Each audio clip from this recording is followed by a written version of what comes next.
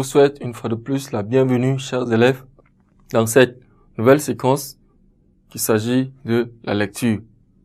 Notre lecture dans cette séquence a pour titre « Sous l'empire de Koden-Diara ». C'est cela le titre de notre texte que nous allons d'un moment à l'autre lire ensemble. Je vous prie de prêter attention à la lecture du texte que nous allons le lire d'ici peu. Eh bien, le texte nous dit ceci. Et maintenant que nous sommes agenouillés, la tête contre la terre et les mains nouées sur les yeux, éclate brusquement le rugissement de Koden-Diara. Ce cri rauque, nous n'attendions que lui, mais il nous surprend, il nous perce comme si nous ne l'attendions pas, et nos cœurs se glacent. Et puis ce n'est pas un lion seulement, ce n'est pas Koden-Diara seulement qui rugit, c'est 10, c'est 20, c'est 30 lions, peut-être, qui, à sa suite, lancent leur terrible cri et cernent la clairière. 10 ou 30 lions dont quelques mètres à peine nous séparent et que le grand feu de bois ne tiendra peut-être pas toujours à distance. Des lions de toute taille et de tout âge. Nous les percevons à leur rugissement. De très vieux lions et jusqu'à des lionceaux.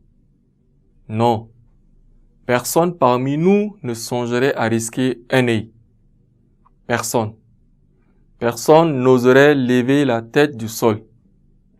Chacun enfouirait plutôt sa tête dans le sol, le cacherait et se cacherait plutôt entièrement dans le sol. Et je me courbe. Nous nous courbons davantage. Nous plions plus fortement les genoux. Nous effaçons le dos tant que nous pouvons. Je me fais tout petit. Nous nous faisons le plus petit que nous pouvons. Tu ne dois pas avoir peur, me dis-je. Tu dois mater ta peur. Ton père t'a dit de surmonter ta peur. Mais comment pourrais-je ne pas avoir peur? En ville même, à distance de la clairière, femmes et enfants tremblent et se terrent au fond des cases. Ils écoutent Koden-Diara grogner. Et beaucoup se bouchent les oreilles pour ne pas l'entendre.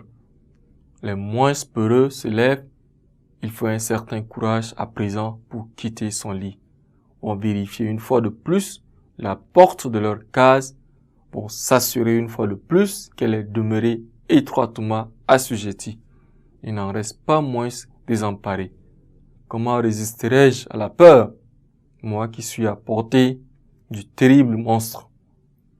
S'il lui plaisait, d'un seul bond, Koden-Diara franchirait le feu de bois et me planterait ses griffes dans le dos. Ainsi donc, chers élèves, voilà arrivé à la fin de notre texte que nous avions lu. Je vous remercie pour votre aimable attention. Ne quittez pas la suite d'une nouvelle séquence dans un instant.